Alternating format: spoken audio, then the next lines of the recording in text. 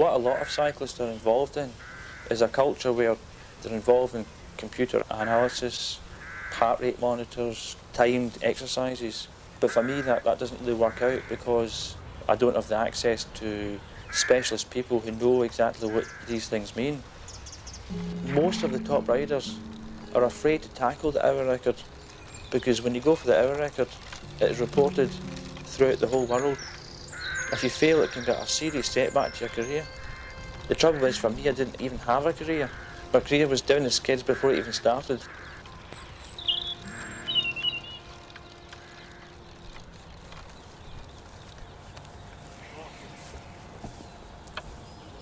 In 1993, Graeme Obree was just an amateur cyclist. He was known for his unique riding style, with his arms tucked under his chest and his head up. I knew Graeme from Cycling Weekly and also from the photos of him winning time trials with his handlebars reversed, drop handlebars reversed, so that was how his special position developed. Obree's highly unusual bike, nicknamed Old Faithful, also set him apart from the crowd. Bicycle building is something that I've always been involved with. At the time I started cycling, I couldn't really afford the top-notch equipment that some people were riding around on. I had to build this bike, otherwise I wouldn't have a top-class bike. The most difficult part to produce in this bicycle for me was the narrow bracket itself, which in the end I managed to use an old washing machine. But what I had to do is take the washing machine to bits, and I discovered that behind the drum there was these bearings which whiz round at something like 1200 revs a minute. So it's part bicycle, part washing machine. Part bicycle, part washing machine. But unfortunately I can't pedal at that rate. 1200 revs a minute. You got some memory foot as well, Gordon, yeah? Oh, that's ideal, yeah. When Graeme first started out on the road to try and break these records, because of his position on the bike and the type of bike and his own beliefs in aerodynamics, he was almost like a figure of fun. Classed in the same bracket as a peep show at the fair. Very funny to have a look at, but not taken seriously at all. Despite his maverick status, Obree had a big ambition. He wanted to break cycling's world hour record, a simple time trial where the rider tries to cover as much distance as possible in 1 hour. Right, Scott, here you go. It's on the dole, and there's nothing else for it. The job opportunities in this part of the country aren't really that great. I also discussed it with my wife, and she said, look, if you're going for it, go for it 100%, just all out, risk everything on it. My mind was totally focused from that point onwards, purely for that one objective. During the winter he was getting a bit fed up with having no money because we were unemployed, we could hardly pay the mortgage. So he really was deciding to try and go and get himself a decent job. But I felt that really he had too much talent to do that, so I didn't mind, well, I wouldn't say I didn't mind being broke. I was willing to maybe suffer on a little bit, knowing that at the end of the day he was doing something that he wanted to do.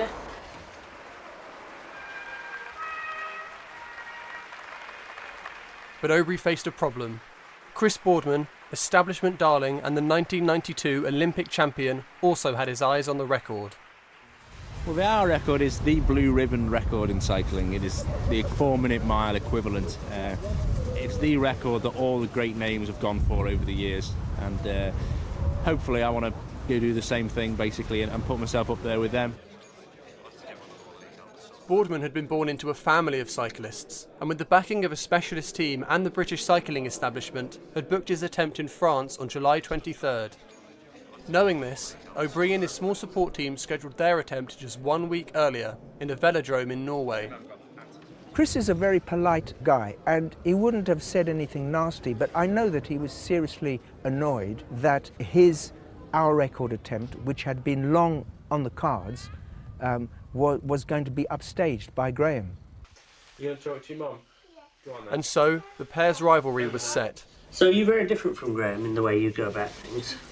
I think Graeme and I are very, very different people, but the basic philosophy behind what we do is the same. We don't take things for granted. We don't accept the norm. We're very questioning people who always want to know why. Why have we always done it that way? Why should we do it that way? How we've decided to go about implementing that philosophy is very different. I've gone a more scientific route. I want proven fact. And Graeme explores things his own way, decides the way he thinks is right and goes that way. I do a similar thing, but I like it proven to me as well. From the very beginning, you could see that they would never have had a lot to say to each other, and that they were not natural buddies. Both of them had a massive attention to detail. Chris had his team of people, but Graeme was equally serious about the detail, except that he just did most of it by himself and made the material himself. You have to have a certain deep creative impulse to synthesize all these elements. If you're Chris Boardman, your design, your team, your training. And I think Graeme had those same qualities, but in a different style. And that's why they were so evenly matched when they were at their best. Obree faced one major problem that Boardman didn't. With no money to speak of, his record attempt required sponsors. The best way to attain them was to prove himself by tackling the comparably easier British hour record, which he did in Herne Hill that Easter. And he's away. Now, Viv, we've got a long way to go. We've got an hour. And what you're going to do is just bring him round and keep him going. Obree had a fantastic ride from start to finish, easily beating the British hour record despite poor conditions.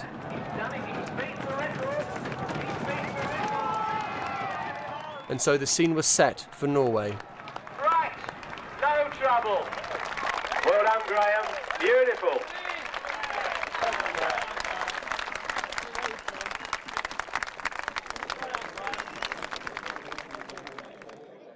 Despite Obree's success, many in the professional cycling world continued to think that his attempt at the record should not be taken too seriously. I'd also like to say that I've been very touched in the last 3 weeks with everybody coming out saying good luck, and the amount of cheers and congratulations I've been getting from everybody. I've had cards and everybody saying, oh, good luck for our record. I'd like to say, if I let you down, I'll be spitting blood first.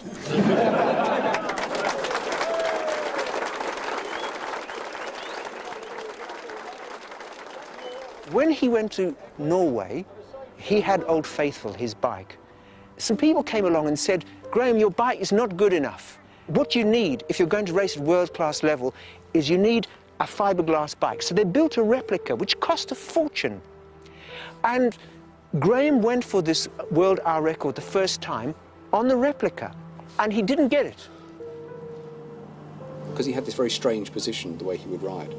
I think the way the handlebars have been designed on this Barrow's design wasn't exactly the same physical position as the one he had on Old Faithful. And so it seemed to strain the tendons. So when he got off, his hands were in agony. At that moment I said, I'm going again. I'm going in Old Faithful. We'd heard that he was actually going to do it the next day, and we just thought, there's no chance that's going to happen. He just walked into the stadium, got straight on the bike, did 3 laps, and bang, he was off. And he didn't want any mucking around with the journalists around him. He wanted to go to the track, get on his bike and go.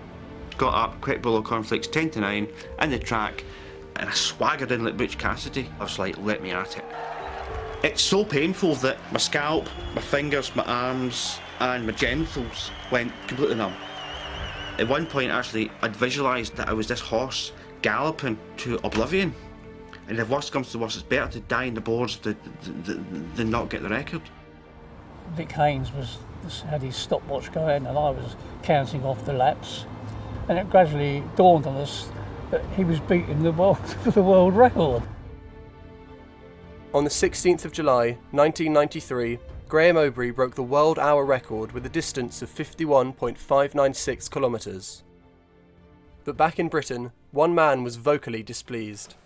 We were a bit disappointed, to say the least, when the governing body got behind it, when really they should have said, we're supporting Chris, when we're finished with him, we'll look after you. But I just had to put that out of my mind and get on with my job. As promised, Boardman made his attempt just 6 days later.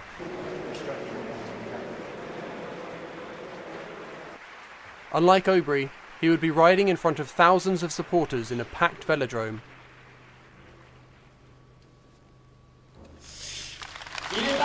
o'clock this morning, Chris Boardman to an enormous cheer from a stadium packed with 2,000 spectators, rolls now, and the attempt is on for the world hour record.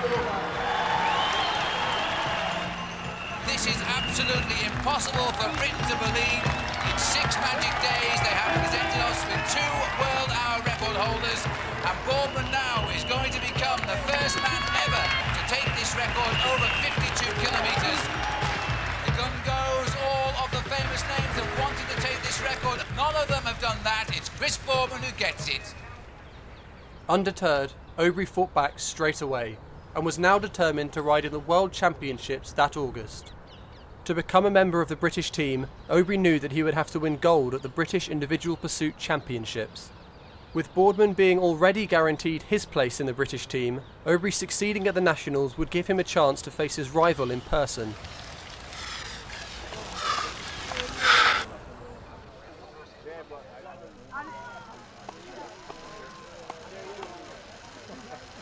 The individual pursuit is a classic track event. You start at opposite sides of the track and you chase each other for 4 kilometers. It's like an individual time trial, but you're racing against the guy on the opposite sides. We're down to 4 riders. All 4 of them have beaten the minimum acceptable standard of 4 minutes 50 seconds. 2 of them, Graeme Obree and Brian Steele, have actually beaten our elite standard of 4:40. So I would expect that that in the final we're going to see Graeme Obree and Brian Steele. The winner will be offered that final place in Norway. This is the ride for the championship. Graeme Obree in the home straight and Brian Steele in the back straight. We're ready in the home straight, we're ready in the back straight. Over to you, Mr. Starter. 5, 4, 3, 2, 1.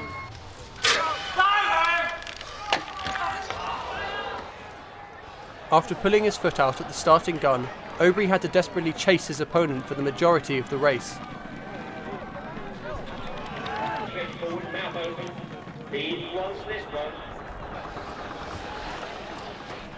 By the end of the 4-kilometre distance, he had assured a decisive victory. Last lap is a triumphant frenzy. Down the back straight, round the banking, and through to the finish for the gold medal.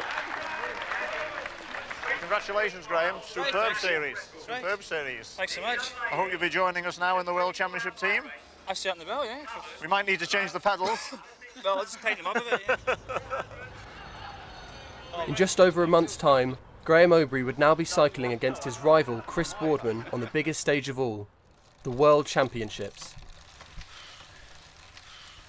Unfortunately, Obree's unexpected success had attracted the attention of the international cycling body, the UCI. I think that the establishment didn't particularly relish the idea of their sport changing. It did seem to be like some sort of personal vendetta to stop him from changing the face of cycling.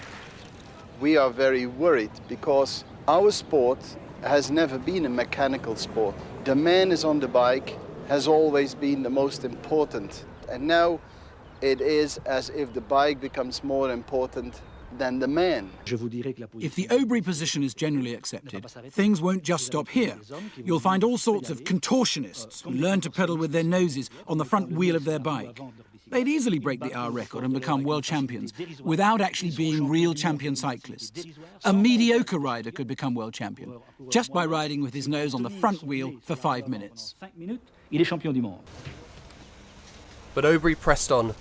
At the start of August, he would go head-to-head with Chris Boardman for the last time before the World Championships. Where's your dad going? Is he going out on his bike again? He's going to Levy, is he? Hey, Dad will see you later. Dad's going out on his bike again? Hey, I think see you later. He's always away on his bike. Hey. Yeah, you're a big boy, you'll go with him. You think I'm away for a week again? Yeah. Right.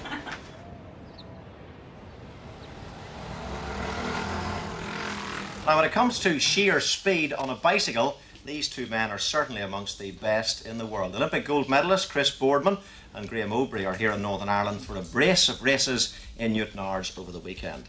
Graeme, is there much tension between you two? I mean, the media try to build it up, don't they? I think it's essential to have a rival sport would be boring if you come out and won races without any competition. I think Chris feels the same. We don't like being second, neither of us do, but I think having competition is good for the sport in general. Spectators have been pouring into Newtownards throughout today, anticipating a close clash of titans as these famous rivals Chris Boardman and Graeme Obree race for the honours. Unfortunately for Obree, slippery conditions meant that he fell numerous times during the race, and in the end he lost by several minutes to Boardman, who set a new Irish record. By now, Boardman's win over Obree was business as usual. No, it doesn't really surprise me. But you've got to be very careful. We're both using the same tyres, and they're really on the limit, those tyres, so you've got to be very, very careful. I didn't put too much pressure in today. Like I say, don't take any chances before the World. It's excellent preparation. I'd like to thank everyone, and I'd also like to say it's unfortunate what happened, the bad luck that Sean and myself, and I know that Chris, he doesn't like to win by someone else's bad luck, but it's the way it goes. So perhaps if there's another event, we could sort this out once and for all.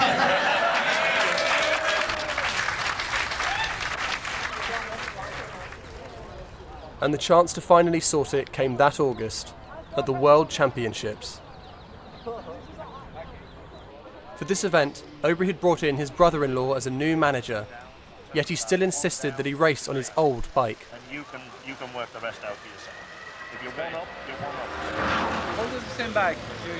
Same bike, but now I have the pedals on. Shoes bolted on. I'll say I've dropped my seat. Shoes bolted on? Yeah. By doing that, I dropped my seat position down. My seat's dropped 22 millimetres. Seat and handlebars both dropped. Yeah. You recall that the problem he had starting in the final at Leicester when he pulled his foot out. Now we're making sure the foot won't come out. The shoe and it's an integral shoe and pedal. You just have to be a little bit more careful getting on and off. I would be disappointed if Chris Boardman didn't win a world title. He must go in as favourite for the individual pursuit, and I would also think that it would be a tragedy if he didn't get a medal. If you look at the rides that he did in the national championships at Leicester, then I would think that Graeme Obree is a serious candidate for possibly a top 6 place. All riders had to race a qualifying time. Only the top 4 fastest would make it through to contend for the medals. Come on. 24, 424. Is that? Yeah.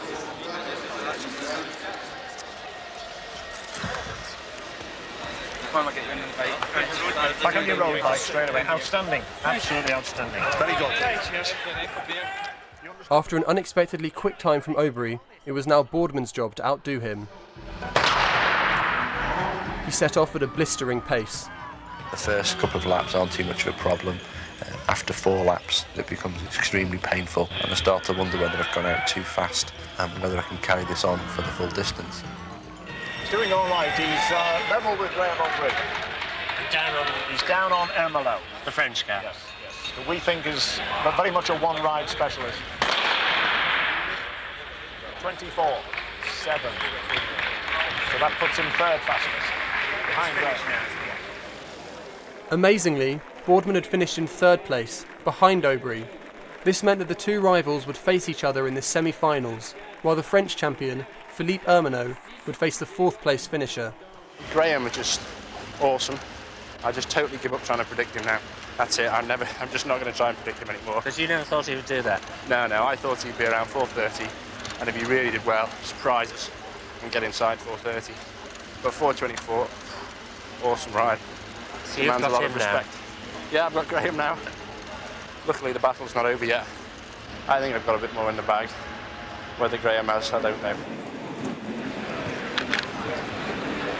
You tell them when you're ready, Graeme, when you're ready. And under the new rules this year, the 4 best times in the qualifying round automatically go into the semi-finals. Graeme Obree, on a bicycle he has built himself, Chris Boardman on the other side of the track, the Olympic champion and the new world hour record holder. Well, fate walks in strange ways. The two men that have fought out the world hour record this year have now come together in the semi-finals of the men's 4,000 metres pursuit. These two riders have been in complete competition all year, one way and another, and Graeme Obree lifting the British National Championship record at 4,000 metres, and now Chris Boardman is taking him on and losing. He's going to win. He's going to win. They're in the last kilometre. They're in the last kilometre. Come on, Graeme! 2 up! Oh, jeez. 4 laps to go. 2 seconds up.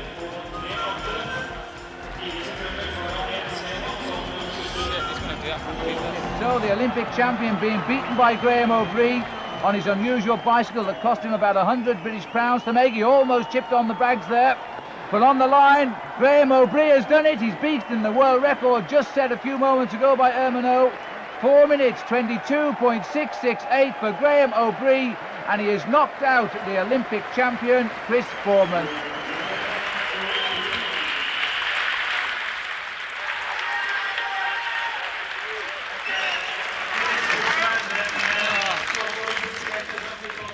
In the final, can't believe it. Oh. Congratulations, Graeme. Oh. Oh. Steady. Oh, catch me. Oh. Oh. Put your Budweiser and hold man. Oh. That's Chris, that's Chris. Sorry about that. Well done, boys. Nice. Oh, Chris. I'm going to beat that.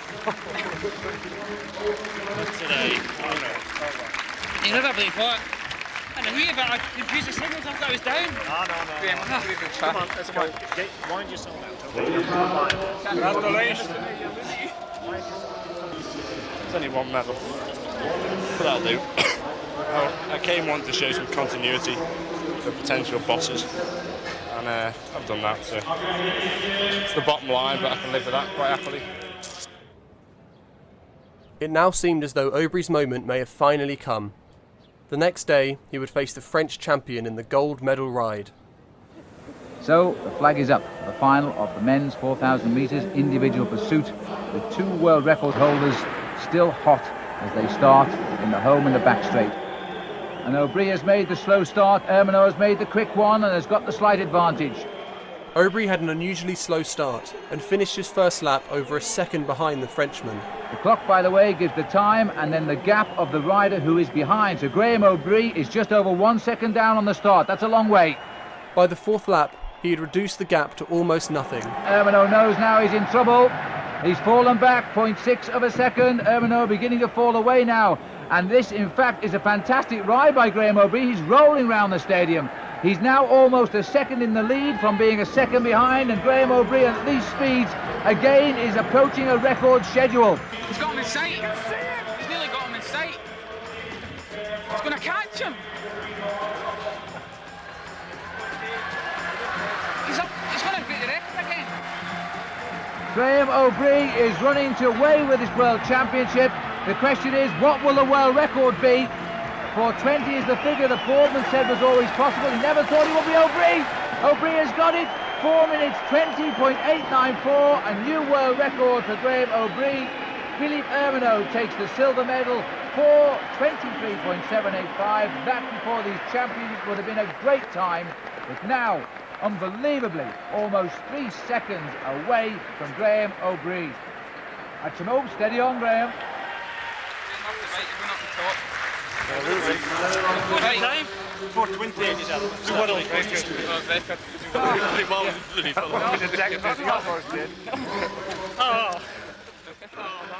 Graeme Obree had not only won the gold medal, but set a new world record in the process.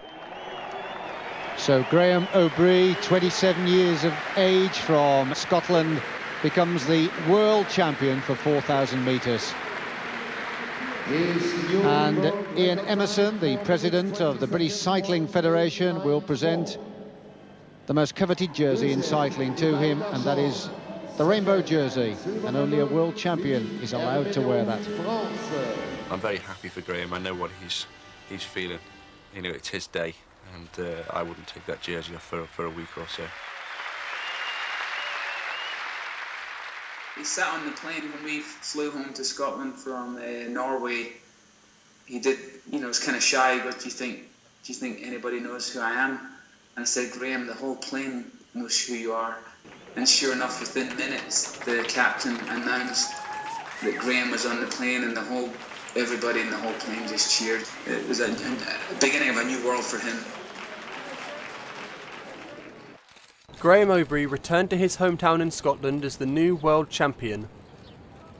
Sadly, the following February, the UCI suspended his bike from road racing. It starts, Dear Graeme, there are many comments being made about the UCI decision to stop the use of the so-called Obree bike. We have not banned the bike, but rather suspended its use in road racing. Please do not believe that there is any negative UCI view of the capabilities of the bike concept you have developed. Yours sincerely, Hein Verbruggen. I feel it's quite a nice letter, but it's not very informative. That's the problem with it. With his bike still legal on the track, Obree claimed back his world hour record from Chris Boardman that April, with a distance of 52.713 kilometres. Unfortunately, that summer, the UCI entirely banned both Graeme's bike and riding position. And a certain amount of controversy surrounding the bicycle of Graeme Obree, the Scot who is the world hour record holder. They informed him of their decision just 1 hour before the 1994 World Championships. Obree coming up to the line here with a time of 4:32.628, which will give him the third fastest qualifying time. But in fact, after his qualifying round there, Graeme Obree was disqualified by the referees, and they say that in fact it was actually his position, because you're not allowed to touch the handlebars with your chest, and that's what they say Graeme Obree was doing here. So his time, the third best qualifying time, was removed from the standings.